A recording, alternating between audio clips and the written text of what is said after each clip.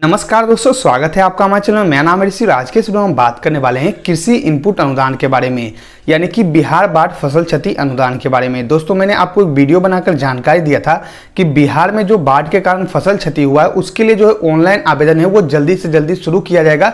2 दिसंबर से जो है उसका ऑनलाइन आवेदन शुरू कर दिया जाएगा।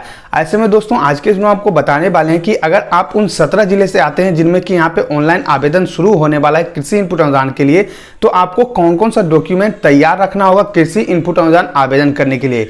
दोस्तों, आपको बता दें कि इस बार जो है समय बहुत ही कम दिया गया है, सिर्फ 15 दिनों का टाइम आपके पास दिया गया है। उसमें भी 1-2 दिन सर्वर फेल या फिर कुछ ना कुछ प्रॉब्लम रहेगी, यानी कि आपको जो है जल्दी से जल्दी यहाँ पे आवेदन करना होगा। ऐसे में कौन कौन से डॉक्यूमेंट आपको आवेदन से पहले तैयार रखना होगा उसके बारे में आज के इस वीडियो में आपको जानकारी देने वाले हैं। रैयत किसान हो या फिर गैर रैयत कृषक है, दोनों के बारे में हम आपको जानकारी देने वाले हैं, तो वीडियो को लास्ट तक देखते रहिए। उससे पहले अगर आपने हमारे चैनल को सब्सक्राइब नहीं किया है तो नीचे रेड कलर सब्सक्राइब बटन को दबाकर हमारे चैनल को सब्सक्राइब कीजिए, लाइक कीजिए इस वीडियो को, जितना उसके शेयर कीजिए ताकि और भी लोगों को जानकारी मिल सके। चलिए शुरू करते हैं अपना आज का वीडियो। दोस्तों, अगर आप उन 17 जिले से आते हैं जिसका लिस्ट मैंने कुछ दिन पहले आपको एक वीडियो बनाकर जानकारी दिया था, और आपको भी जो यहाँ पे कृषि इनपुट अनुदान करना है, यानी बाढ़ के कारण आपका भी फसल क्षति हुआ है, तो उसके लिए आपको कौन कौन सा कागजात रखना होगा, कौन कौन सा डॉक्यूमेंट आपको जो तैयार करके रखना होगा। चाहे आप रैयत कृषक हो या फिर गैर रैयत कृषक हो, जिन्हें हम वास्तविक खेतिहार कहते हैं, आप दोनों में से कोई भी हो, तो आपको कौन कौन सा डॉक्यूमेंट लगेगा उसके बारे में हम आपको जानकारी देने वाले हैं।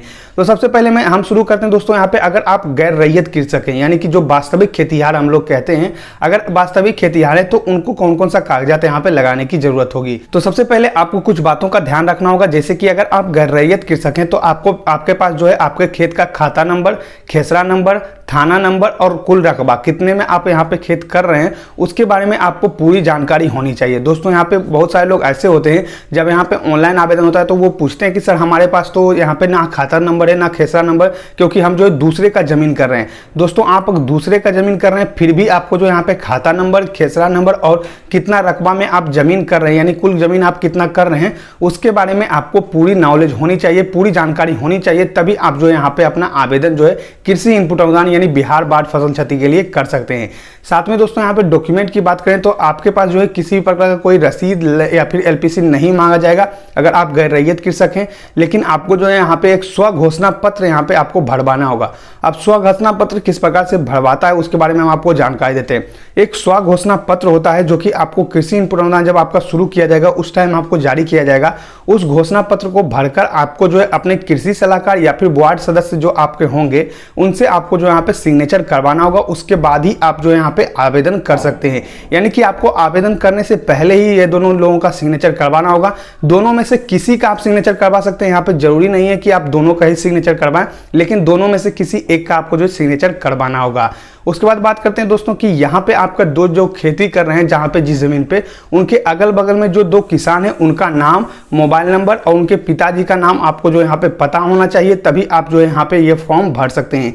क्योंकि जब आप यहाँ पे स्व घोषणा पत्र या फिर जब आप यहाँ पे आवेदन करने जाते हैं तो वहाँ पे आपको अगल बगल किसान का जो है नाम पूछा जाता है, कभी कभी होता है कि मोबाइल नंबर भी आपको जो यहाँ पे पूछा जाता है। तो ये चीजें आपके पास होनी चाहिए अगर आप गैर रैयत कृषक हैं तो। अब बात करते हैं दोस्तों कि अगर आप रैयत कृषक हैं, यानी खुद का जमीन कर रहे हैं, तो आपको कौन कौन सा डॉक्यूमेंट लगाना होगा, कौन कौन से कागजात आपको यहाँ पे लगाने होंगे। सबसे पहले आपको जो है आपका खाता नंबर, खेसरा नंबर, थाना नंबर और यहाँ पे 2 किसानों का नाम, यानी जो आपके अगल बगल के किसान हैं उनका नाम आपको पता होना चाहिए, तभी आप जो यहाँ पे आवेदन कर सकते हैं। उसके बाद आपके पास जमाबंदी, एलपीसी, रसीद या इन तीनों में से कोई भी चीज़ आपके पास होना चाहिए आपके ज़मीन का, तभी आप जो यहाँ पे आवेदन कर सकते हैं। दोस्तों, सबसे मेन बात जो आपको ध्यान रखना है कि अगर आपका खुद का जमीन है तो रसीद आपका जो 2020 का होना चाहिए, तभी आप जो यहाँ पे आवेदन कर सकते हैं। नहीं तो अगर आपका करंट रसीद नहीं होगा तो हो सकता है कि आपका आवेदन रद्द कर दिया जाए, यानी आप लोग जब आवेदन करें तो आपका जो है आवेदन स्वीकृत ही ना किया जाए। इसलिए आपको जो यहाँ पे करंट रसीद लगाना है जो कि 2020 का रसीद होगा, या फिर अगर आप एलपीसी लगाते तो अभी जो है आपको एलपीसी भी बनवा लेना है, आपको ज्यादा पुराना एलपीसी भी नहीं लगाना है। उसके बाद अगर आपके पास जमाबंदी है तो उससे भी आप जो यहाँ पे आवेदन कर सकते हैं, किसी भी प्रकार का कोई परेशानी आपको नहीं होने वाला है।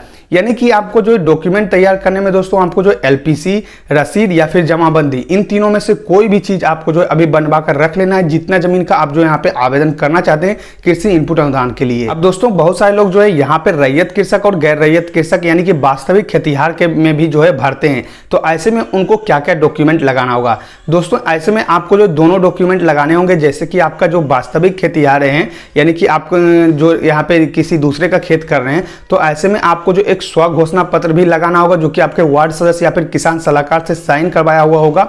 उसके बाद दोस्तों अगर आपका खुद का जमीन है तो ऐसे में आपको रसीद, एलपीसी, जमाबंदी दोनों चीज आपको जो यहाँ पे अपलोड करना होगा। स्व घोषणा पत्र भी और जमीन का एलपीसी, रसीद या जमाबंदी भी आपको जो यहाँ पे अपलोड करना होगा, तभी आप जो दोनों के लिए यहाँ पे आवेदन कर सकते हैं। जो आपका लास्ट में ऑप्शन आता है गैर रैयत कृषक और रैयत कृषक, तो उसमें आप जो यहाँ पे आवेदन दे सकते हैं। तो इस प्रकार दोस्तों अगर आप इन 17 जिले से आते हैं और अगर आप कृषि इनपुट अनुदान का आवेदन करना चाहते हैं तो आपको जो सारा डॉक्यूमेंट तैयार कर लेना होगा, जितना भी डॉक्यूमेंट मैंने आपको यहाँ पे बताया है। अगर आप रैयत कृषक हैं तो आपको वो सभी डॉक्यूमेंट तैयार करना होगा। अगर आप गैर रैयत कृषक हैं यानी वास्तविक खेतिहर हैं तो आपको जो मैंने डॉक्यूमेंट बताया वो डॉक्यूमेंट आपको तैयार करना होगा, अगर आप कृषि इनपुट अनुदान के लिए लाभ लेना चाहते हैं। तो आई होप दोस्तों आपको वीडियो पसंद आया होगा। अगर ये वीडियो पसंद आया तो लाइक कीजिए इस वीडियो को, सब्सक्राइब कीजिए हमारे चैनल को, साथ ही शेयर कीजिए इस वीडियो को, ताकि और भी लोग को जानकारी मिल सके।